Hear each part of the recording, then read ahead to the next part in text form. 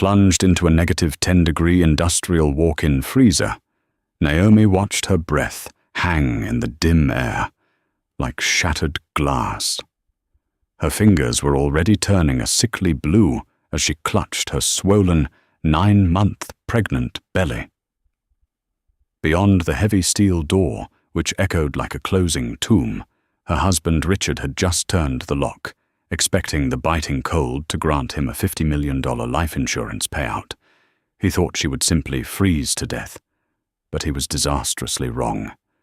She was about to go into labor, and his greatest enemy was already on the way. Naomi Hayes was a woman who built things to last. As one of Chicago's most sought-after architects, she had a mind for structural integrity, for load-bearing walls, and for seeing the cracks in foundations long before anyone else did. But the one foundation she had failed to properly inspect was her own marriage. Richard Brown was the heir to Brown Continental, a century-old real estate dynasty based in Boston. With his tailored Italian suits, striking blue eyes, and generations of old money privilege, he had swept Naomi off her feet 3 years ago. At the time, she was a rising star in her firm, a brilliant black woman breaking glass ceilings in a predominantly white, male industry. Richard had seemed entirely enamored by her strength. He paraded her at galas, boasting about her intellect, painting them as the ultimate modern power couple. But behind the mahogany doors of their sprawling, secluded Aspen estate, a home Naomi had designed herself, the gold plating of their marriage quickly chipped away to reveal something deeply toxic. The truth was, Brown Continental was bleeding out. Richard was a terrible businessman, prone to gambling on disastrous commercial properties. For the past 2 years, his empire had been systematically dismantled by one man, Brucey Pendleton. Brucey was a self-made tech billionaire, a man who had clawed his way up from the foster care system to dominate the global market. He was ruthless in the boardroom, but possessed a quiet, stoic honor that Richard entirely lacked. Brucey and Richard's rivalry was legendary in financial circles, but what Richard hated most wasn't that Brucey was outbidding him. It was the way Brucey looked at Naomi.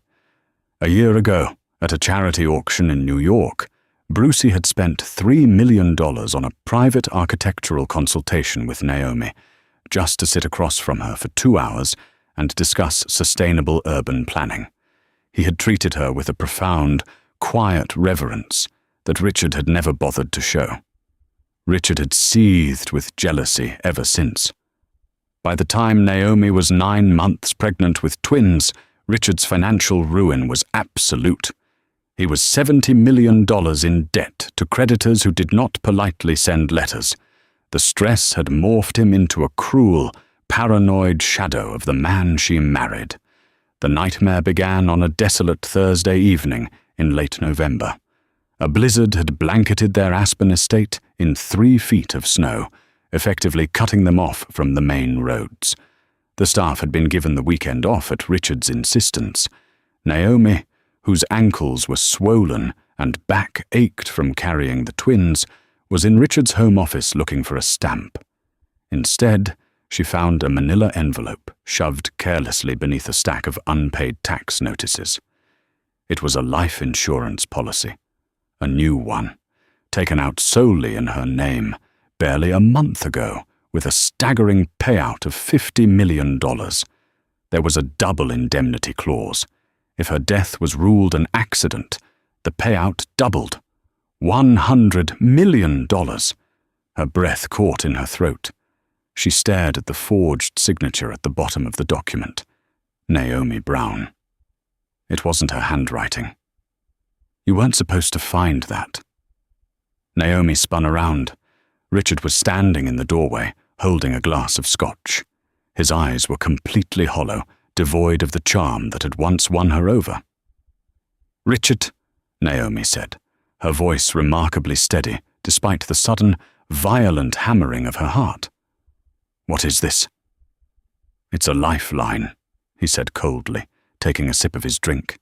He stepped into the room, locking the heavy oak door behind him. Brown Continental is filing for bankruptcy on Monday. The board is ousting me. I'm going to lose everything, Naomi. My family's legacy, my name. So you took out an illegal policy on me? She instinctively placed both hands protectively over her massive belly. Cancel it. We can sell this house. We can downsize. I have my firm. Your firm? Richard laughed, a harsh, grating sound. You think your little architectural salary is going to cover a $70 million deficit?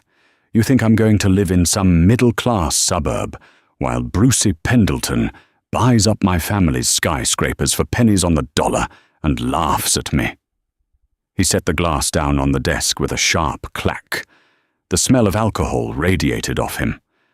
I'm not going to be poor, Naomi. I won't do it. Richard, look at me, she pleaded, trying to appeal to whatever humanity was left in him. I'm carrying your children. We can fix this together. They're just another expense, he muttered, his gaze dropping to her stomach with chilling indifference. And honestly, my mother was right. I never should have married outside my circle. You were a trophy to prove how progressive I was. But you don't understand how my world works. Blood and money, Naomi. That's all there is. The blatant racism, veiled for years behind his supposedly liberal facade, struck her like a physical blow. She realized in that terrifying instant that the man standing before her wasn't her husband. He was a cornered animal, and to him, she was nothing more than $100 million lottery ticket. She lunged for the door, but Richard was faster. He grabbed her by her thick, braided hair, yanking her backward with a sickening jolt. "Stop fighting me!" Richard hissed, his fingers digging into her arms as she screamed, thrashing wildly against him. "Let me go! Richard, please, the babies!" Naomi shrieked, kicking backward. Her heel connected with his shin, making him stumble, but his grip was like a vice. "It will be quick," he panted, dragging her out of the office and down the long, shadowed hallway towards the kitchen. "The police will find you in the morning. A tragic accident. The pregnant wife went to the basement to get some frozen Wagyu for dinner, slipped, hit her head, and the heavy door jammed behind her." "It happens." "No." Naomi scrambled for purchase on the hardwood floor, her fingernails leaving scratches in the expensive polish. He hauled her down the basement stairs. The basement of the Aspen estate was massive, designed to cater to high society galas. At the far end of the concrete floor sat the commercial walk-in freezer. It was a stainless steel behemoth, 10 feet by 12 feet, heavily insulated, and currently set to -10 degrees Fahrenheit to store sides of beef and towering wedding cakes. Richard shoved her hard against the steel door, punching in the override code on the exterior keypad. The heavy latch clicked open with a pneumatic hiss. Cold air immediately poured out, curling around Naomi's ankles like thick white smoke. "Richard, you can't!" she screamed, tears streaming down her face. "They are your children. They will die." "I'll have more," he said, dead-eyed. With a final brutal shove, he pushed her backward. Naomi stumbled into the freezing darkness, her arms flailing as she hit the frosted metal grating of the floor. She scrambled immediately back toward the light, but the heavy steel door slammed shut in her face. Clack! The deadbolt engaged. "Richard!" she screamed, pounding her fists against the freezing metal. "Richard, open the door! Please!" The only answer was the deep, mechanical hum of the massive industrial compressor kicking into high gear. Total darkness enveloped her. The silence of the insulated room was absolute, broken only by her own ragged, terrified breathing. She felt along the door for the interior safety release, a glow-in-the-dark handle required by building codes. She found it, wrapped her hands around it, and pulled with all her might. It didn't move.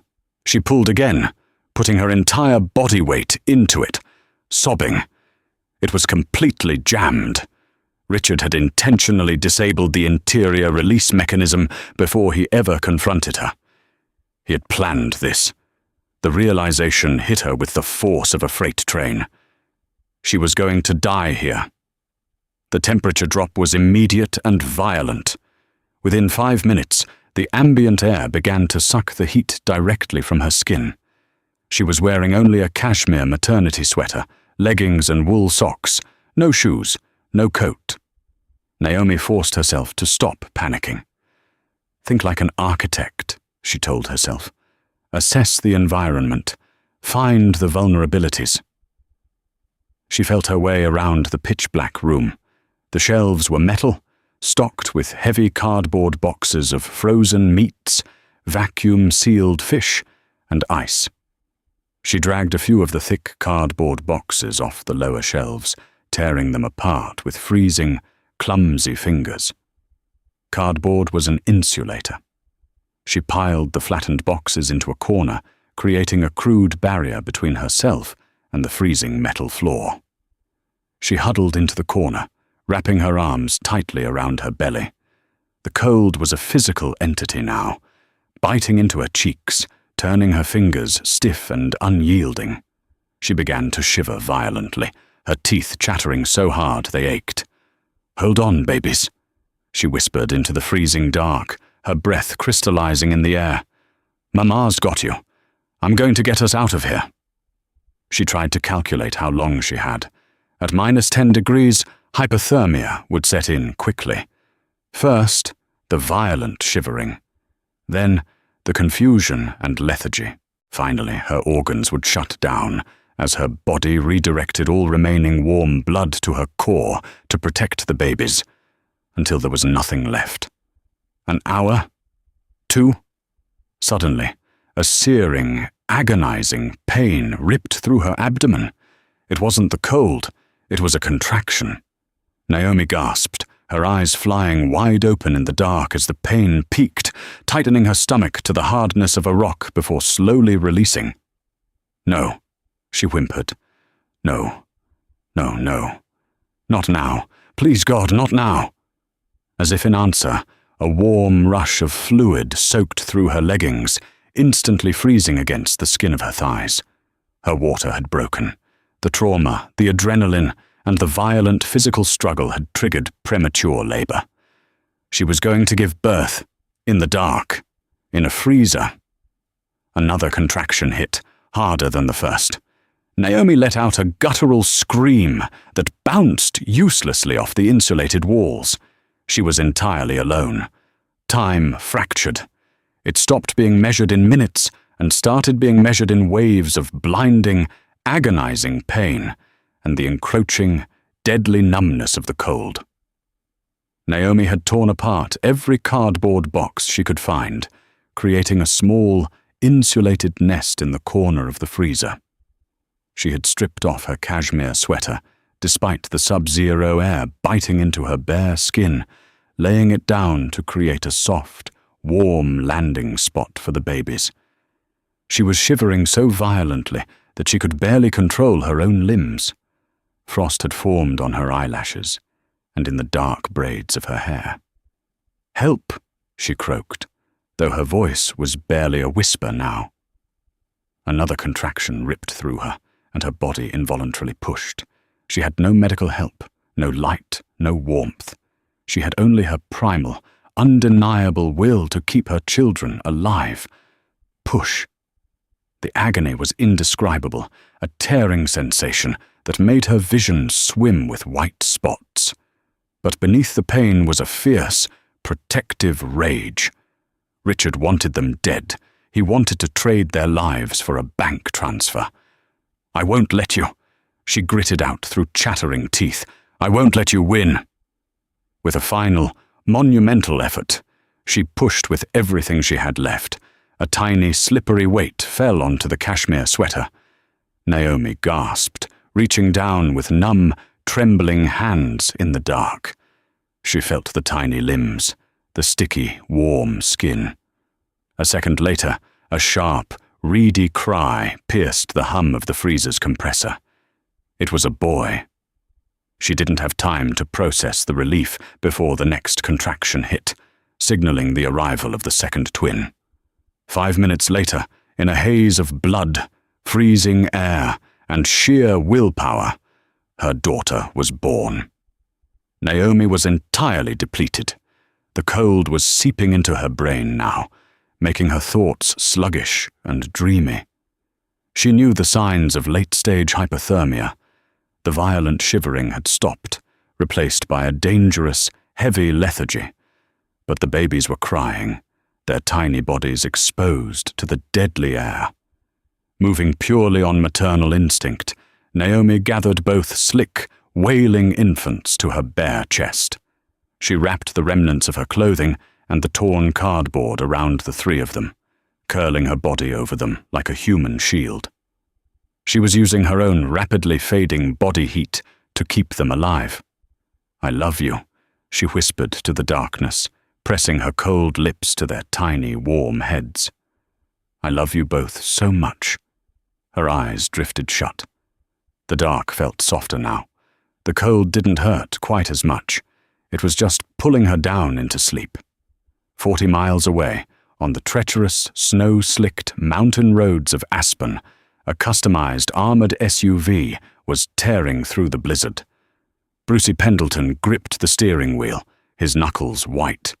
Beside him, his head of security, a former Navy SEAL named Miller, was tracking a GPS signal on a tablet.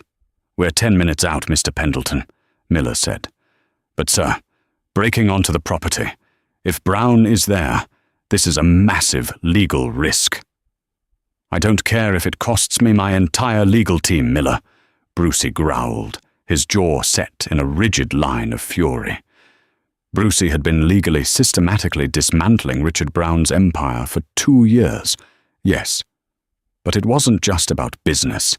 It had never just been about business.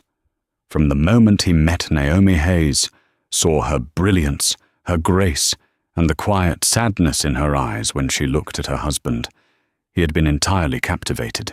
He had respected her marriage, keeping his distance, but he had never stopped watching out for her. Brucey had an inside man at Brown Continental's insurance firm.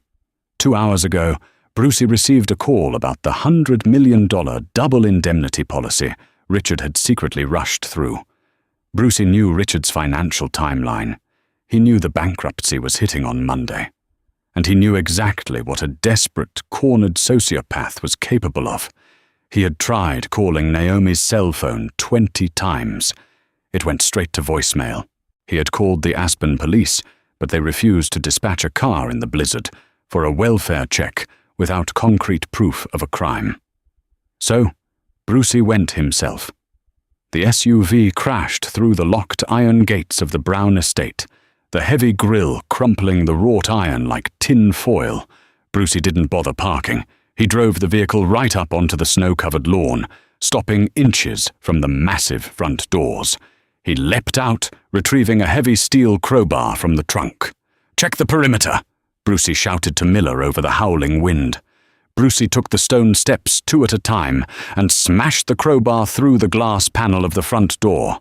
He reached in, unlocked it, and burst into the grand foyer. "Naomi!" he roared, his deep voice echoing off the vaulted ceilings. The house was eerily silent. A half-empty glass of scotch sat on the kitchen counter. Brucey moved with tactical precision, clearing the ground floor. When he found the door leading down to the basement slightly ajar, a knot of pure dread formed in his stomach. He descended the stairs, his flashlight piercing the gloom. Then he heard it. Over the loud mechanical drone of the commercial freezer compressor, there was a sound. It was faint, muffled by 6 inches of insulated steel, but unmistakable.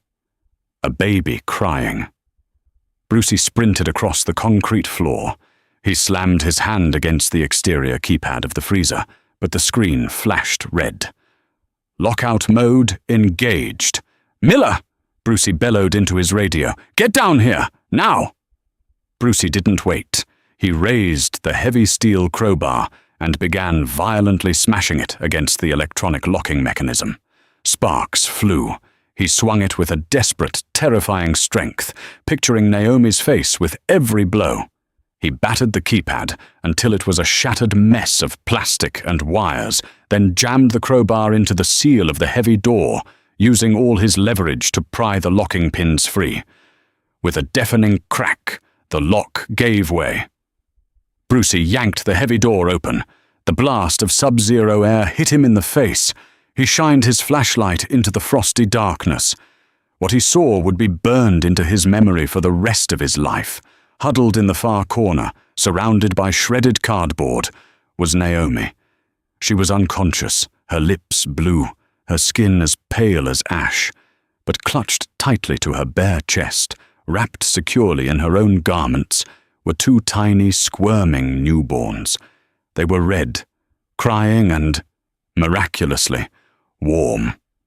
She had absorbed every ounce of the deadly cold to protect them. Brucey dropped the crowbar. It clattered loudly against the metal floor. Naomi, he breathed, falling to his knees beside her. He stripped off his heavy, fur-lined parka in a second, wrapping it tightly around Naomi and the babies, enveloping all three of them in its warmth. He scooped her into his arms. She was terrifyingly cold, her body stiff. "Miller!" Brucey shouted as his security chief bounded down the stairs. "Start the car! Max heat! Call the private trauma chopper! Tell them to meet us at the base of the mountain! Go!" As Brucey carried her out of the sub-zero tomb and up the stairs, he pressed his face against her icy forehead. "You're safe now," he whispered fiercely into her hair, his eyes burning with a mixture of profound relief and an absolute, lethal rage directed at the man who had done this. "I've got you. And I swear to God, Richard Brown is going to beg for death by the time I am done with him."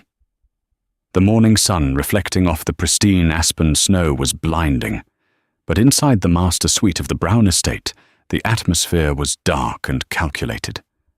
Richard Brown stood before his floor-to-ceiling bathroom mirror, practicing his grief. He dropped his shoulders, letting his posture sag into a portrait of absolute devastation.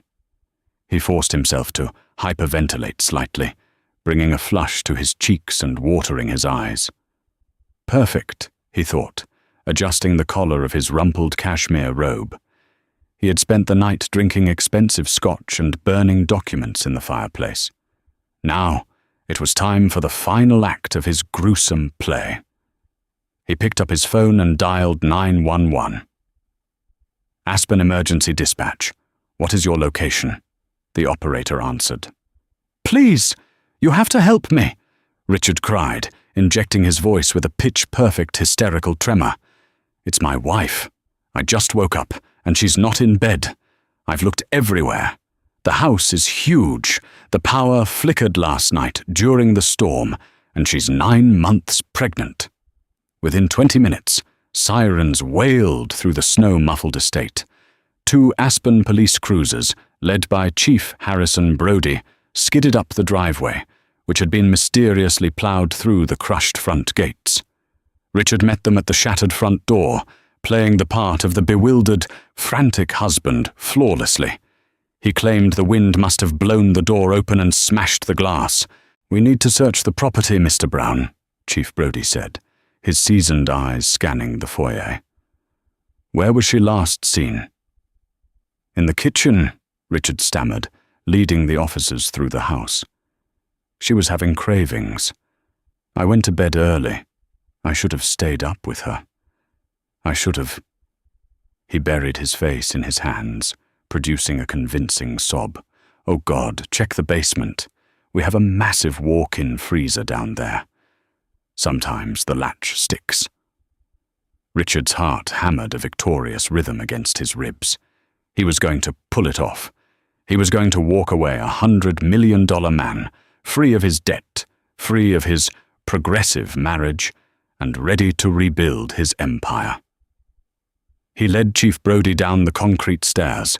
He expected to see the heavy steel door securely shut.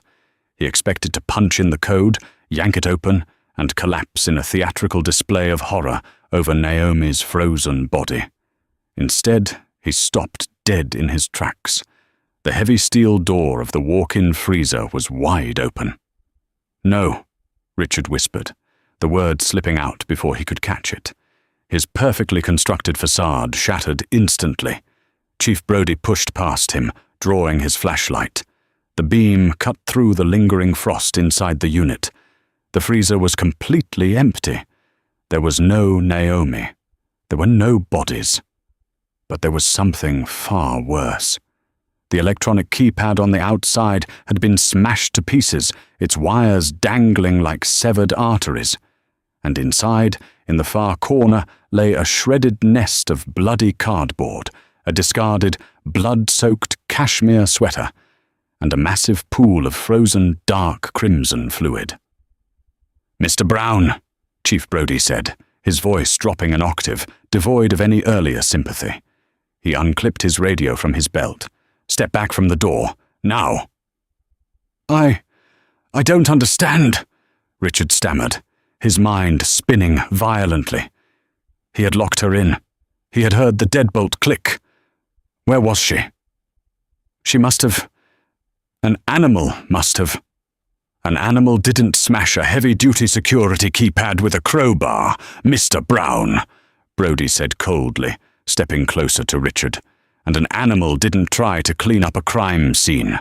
Put your hands behind your back. You can't arrest me. I'm Richard Brown. My wife is missing. You're right about one thing, Brody replied, snapping the heavy steel cuffs around Richard's wrists. Your wife is missing, but given the amount of blood in that freezer, this just went from a search and rescue to a homicide investigation.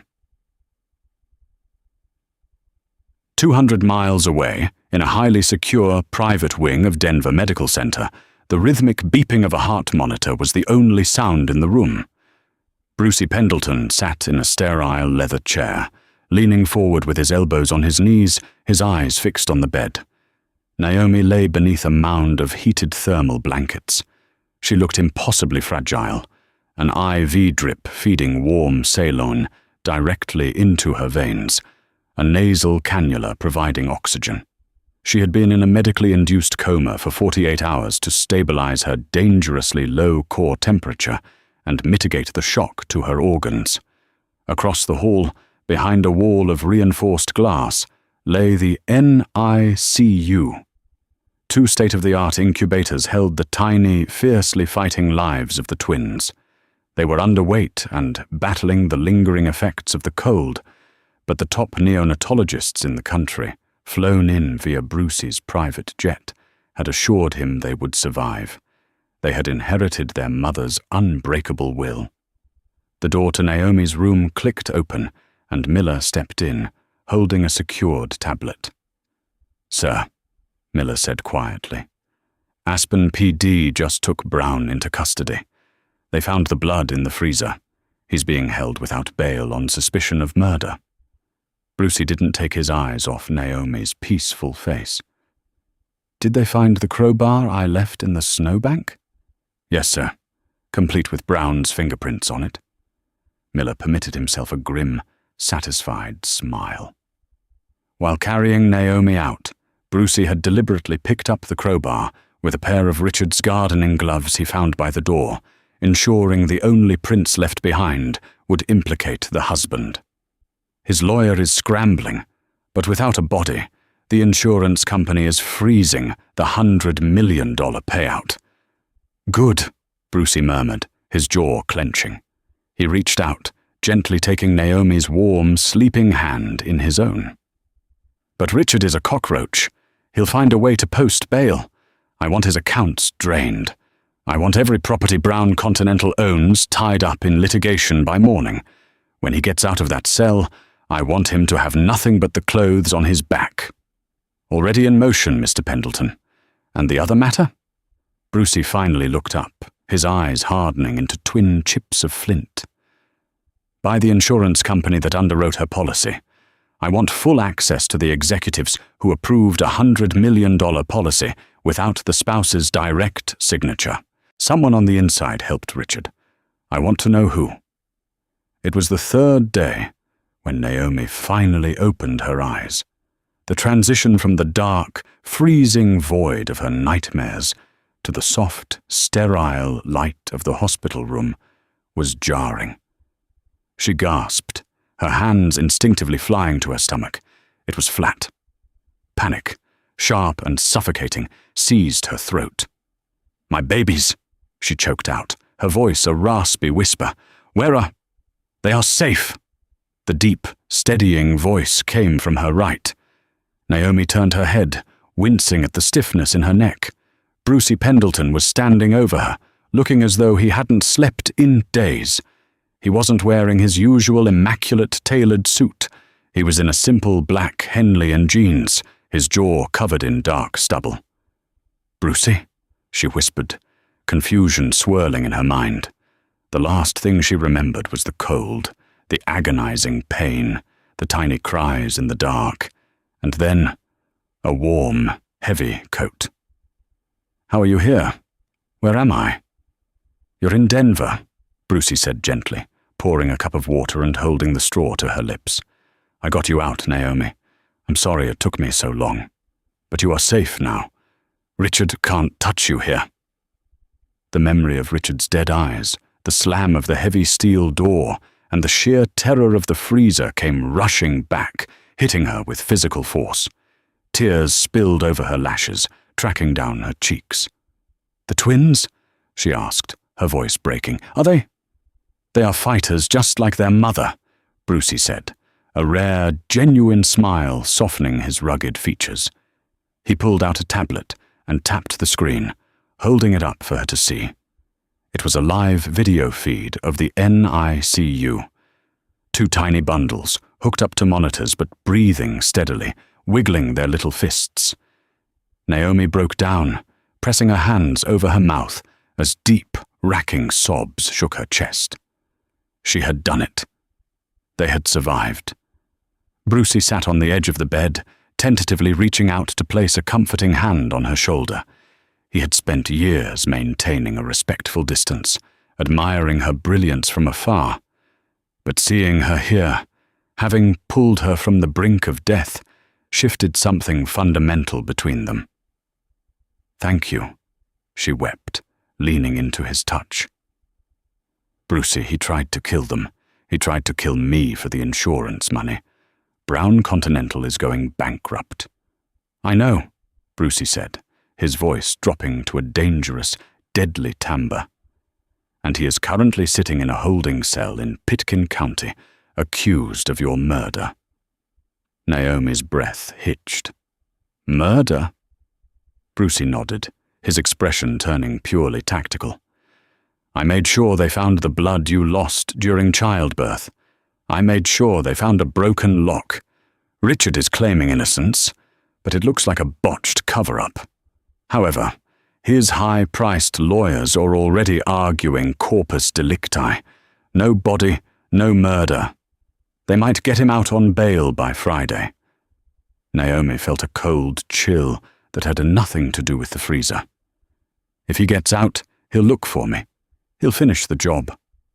"He won't," Brucey said fiercely, leaning closer.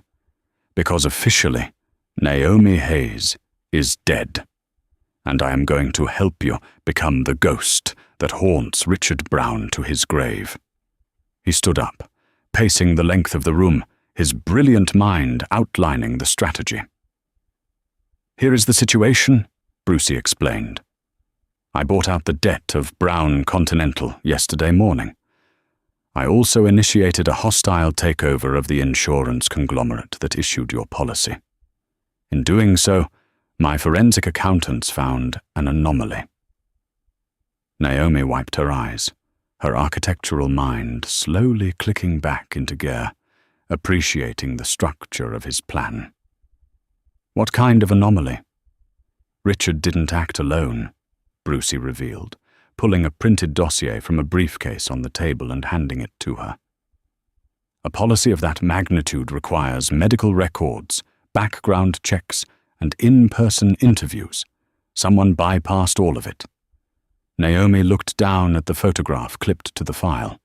It was a stunning blonde woman with sharp features and a calculating smile.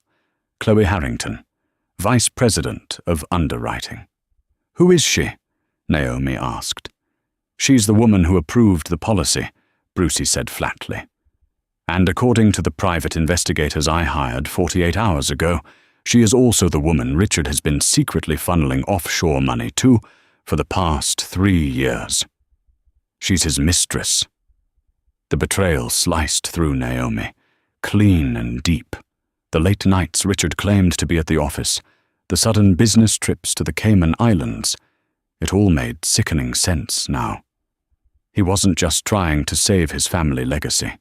He was trying to fund a new life with someone else, using Naomi's blood as the down payment.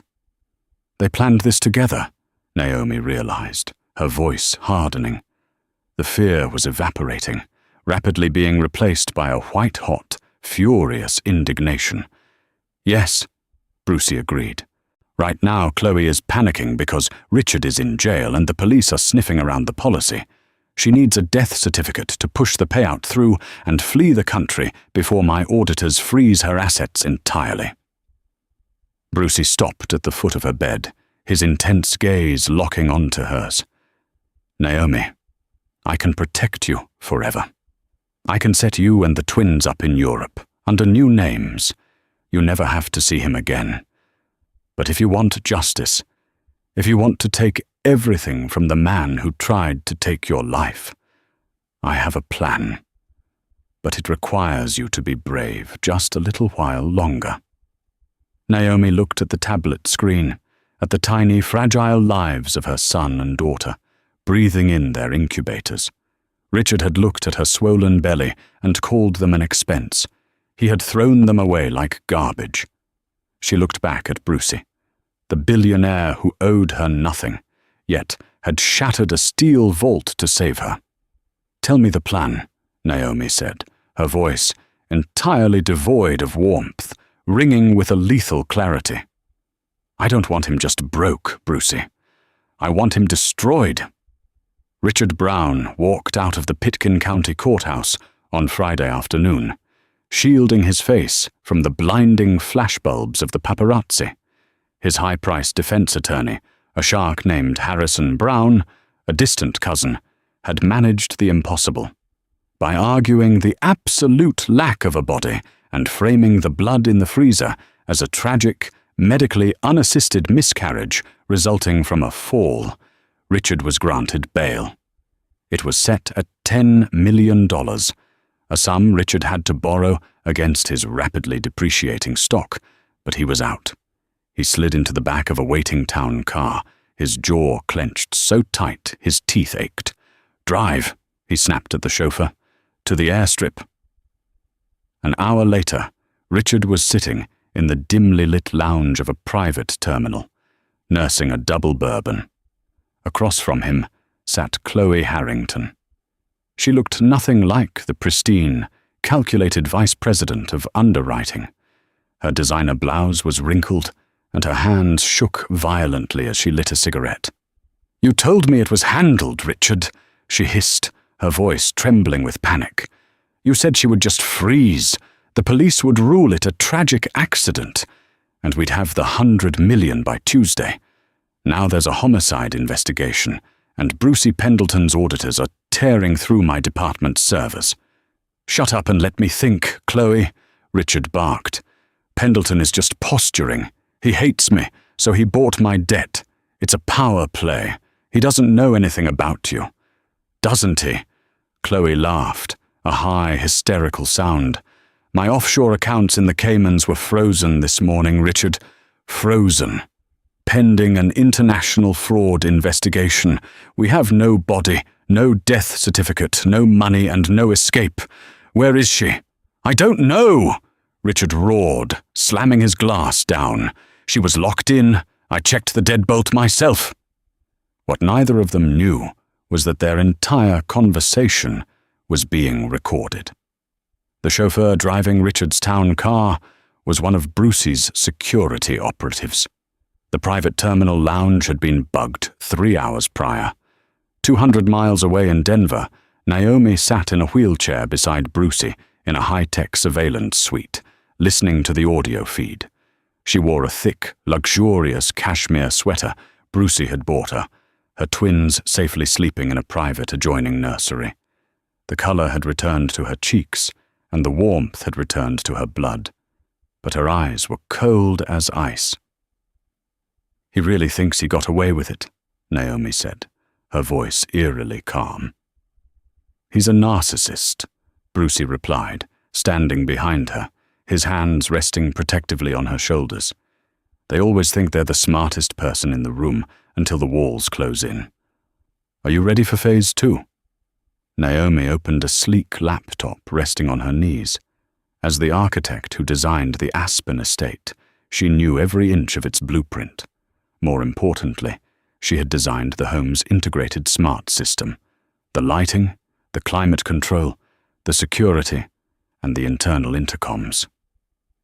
Richard had changed the Wi-Fi passwords, assuming that would lock her out. He was an idiot. Naomi had built a hard-coded master backdoor into the server's mainframe for emergency diagnostics. Her fingers flew across the keyboard. "He's heading back to the Aspen house tonight to scrub the rest of his hard drives and pack his safe," Brucey noted, watching the GPS tracker on Richard's car. "Chief Brody has a patrol car stationed a mile down the road. They can't go in without a warrant, but they are listening." "Let him go inside," Naomi said, a dark, vengeful smile touching her lips. "I'm going to make him wish he had never left that jail cell."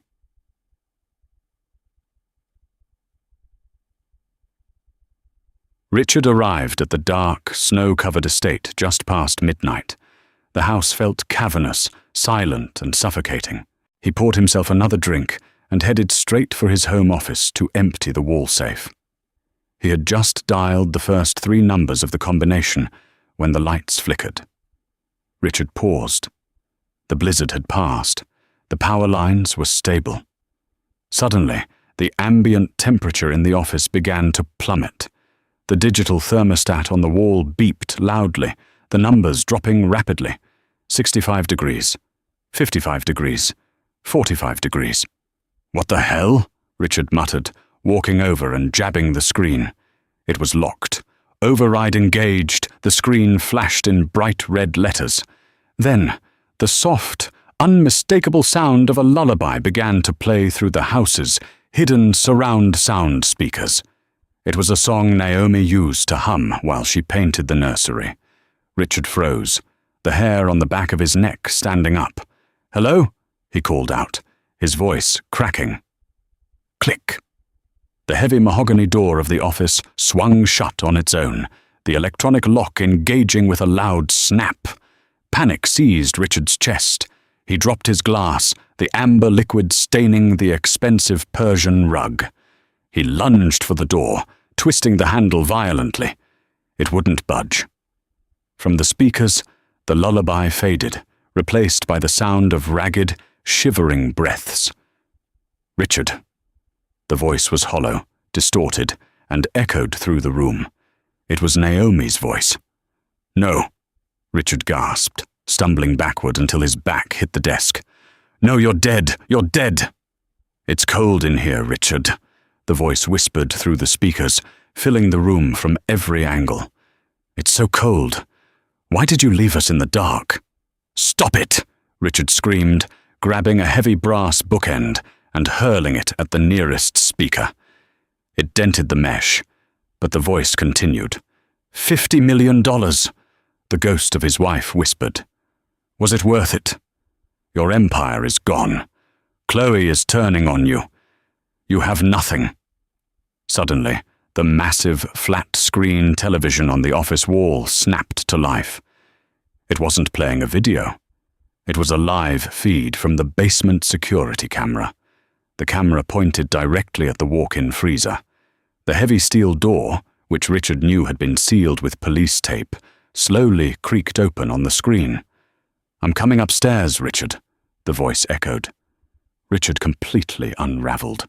The sociopathic calm he had maintained for months shattered into a million pieces. He grabbed a heavy iron fire poker from the hearth and began furiously smashing the electronic lock on the office door, screaming in pure, unadulterated terror. "I had to do it," he shrieked, tears of panic streaming down his face as he battered the door. "You were going to ruin me. You and those damn babies. It was the only way to save the company. I locked that door. I disabled the handle. You shouldn't have survived." He finally smashed the mechanism enough to rip the door open. He stumbled into the hallway, wielding the fire poker like a madman, his chest heaving. "Show yourself. Drop the weapon, Richard." The voice didn't come from the speakers this time. It came from the end of the hallway. The light snapped on, blazing at full brightness. Standing there, flanked by Chief Brodie and 4 armed police officers, was Brucey Pendleton. Richard blinked, blinded by the light, his mind struggling to comprehend reality. "Brucey? What? How?" "We heard everything, Brown," Chief Brodie said, stepping forward with his weapon drawn. "We have it on tape. You just confessed to the premeditated attempted murder of your wife and children and insurance fraud. Drop the poker." Richard dropped the iron bar. It clattered against the hardwood floor. He looked at Brucey, his blue eyes wide with desperate realization. She's alive?" Brucey's expression was a mask of cold, lethal triumph. He stepped closer, towering over the broken man. "She is alive," Brucey said, his voice dropping to a terrifyingly quiet register. "And she is watching you right now. You wanted to trade her life for your company, Richard?" "Well, as of this morning, Brown Continental doesn't exist anymore. I liquidated it, and I transferred every single remaining asset into a trust." For the twins. Richard collapsed to his knees, burying his face in his hands as the police moved in, securing the handcuffs tighter than before. He had lost his money, he had lost his mind, and he had lost his freedom forever. The trial of Richard Brown became the most sensationalized media spectacle of the decade.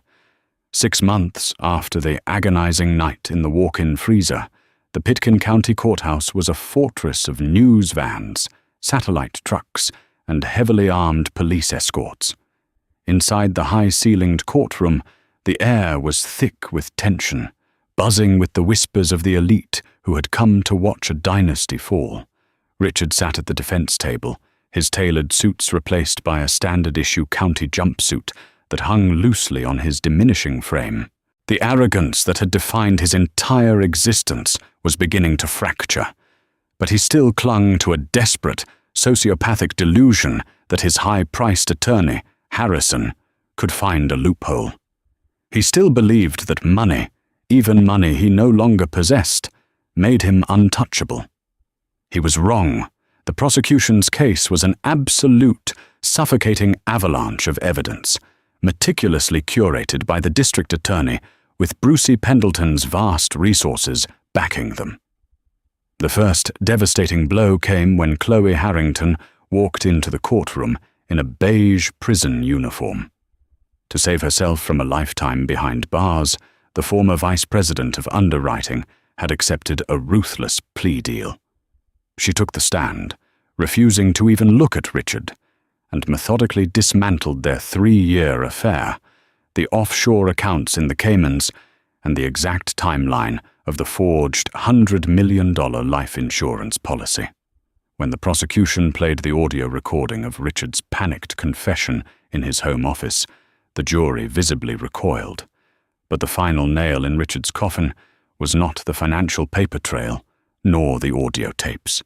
It was the architect of his demise. When Naomi Hayes was called to the stand, a profound silence fell over the gallery. She did not look like a victim. She walked down the center aisle, radiating absolute, unyielding authority, dressed in a sharply tailored emerald green suit. Brucey sat in the front row, his dark, intense eyes fixed on her, a silent pillar of strength. Naomi took the oath, her voice steady and clear. When the prosecutor asked her to recount the events of that November night, she didn't flinch. She turned her gaze directly to Richard. For the first time in 6 months, he was forced to look into the eyes of the woman he had tried to bury in ice. The temperature inside the unit was -10 degrees, Naomi testified, her voice ringing out in the heavy oak-paneled room. My husband deliberately disabled the interior safety release. He looked at my swollen stomach, told me his children were an expense he could not afford, and locked the heavy steel door. I gave birth in absolute darkness. I felt the ice forming on my skin, and I wrapped my newborns in my only sweater, fully prepared to freeze to death so they could live. Richard's face drained of all color. He slumped in his chair, the reality of his monstrous actions finally crashing down upon him in the unforgiving light of the courtroom. The jury didn't need to deliberate long. It took them less than 3 hours to return a verdict of guilty on all counts, including 2 counts of premeditated attempted murder and massive insurance fraud. The judge showed zero leniency. Richard Brown was sentenced to 2 consecutive life terms in a maximum security federal penitentiary, without the possibility of parole. As the bailiffs hauled him away in heavy iron shackles, Richard looked back over his shoulder, his eyes wide with a hollow, panicked desperation. Naomi simply watched him go, her expression unreadable. The rotting structure had been completely demolished. 1 year later, the warm, golden sun of the Amalfi Coast beat down on the sprawling terrace of Brucey's private Italian villa. The Mediterranean Sea stretched out below, glittering like a blanket of crushed diamonds. Naomi sat on a plush, white linen lounger, a sleek digital drafting tablet resting on her lap. She was finalizing the architectural blueprints for a state-of-the-art pediatric wing at the Denver Medical Center, a $50 million project fully funded by the newly established Pendleton Hayes Foundation. The trauma of the freezer still visited her in occasional, fleeting nightmares, but the cold could never take root in a life so saturated with light.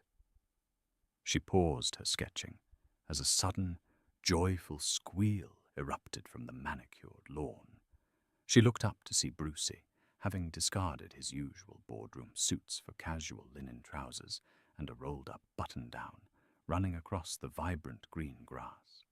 He was holding a giggling, chubby 1-year-old boy in his left arm, while a little girl with a head full of beautiful dark curls toddled unsteadily after him.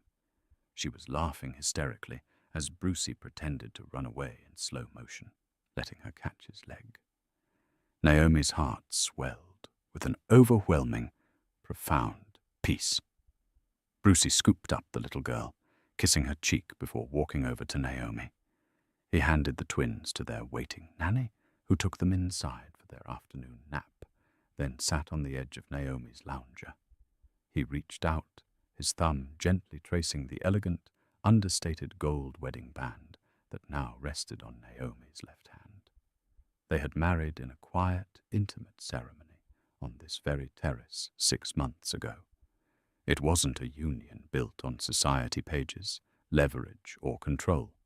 It was built on profound respect, mutual survival, and a love that had literally shattered steel to find her.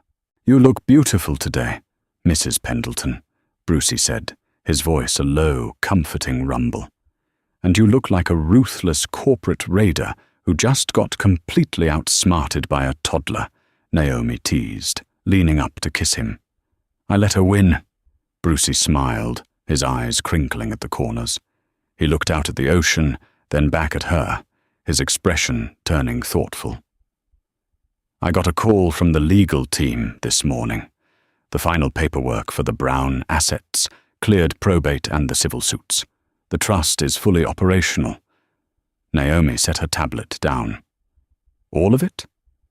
"Every last skyscraper, every commercial holding, every offshore account we could legally seize," Brucey confirmed. "Brown Continental is officially dead. The twins are now the sole beneficiaries of everything Richard tried to steal from them. He is sitting in a concrete cell, and they own his entire legacy. Naomi looked out at the sun reflecting off the water, thinking of the dark, freezing tomb she had clawed her way out of. She had taken the worst moment of her life and built an empire upon it. She had survived the ice, and now she owned the fire. "Good," Naomi said softly, resting her head on Brucey's strong shoulder as he wrapped his arms around her. "Let's build something new." Naomi Hayes walked into the freezing dark as a victim, but she emerged as an unstoppable force. True strength isn't just about enduring the cold. It is about having the resilience to thaw out and build a beautiful life from the shattered pieces of betrayal. Richard Brown believed money and privilege made him untouchable, underestimating the lethal, protective wrath of a mother and the quiet, stoic devotion of a man who truly understood her worth. In the end, greed built Richard a permanent cage of concrete and steel, while Naomi's brilliance and unbreakable will secured an empire. With Brucey by her side and her twins thriving, Naomi didn't just survive the darkest night of her life. She orchestrated a masterpiece of justice, proving that the strongest foundations are built on love, survival, and the absolute certainty of karma.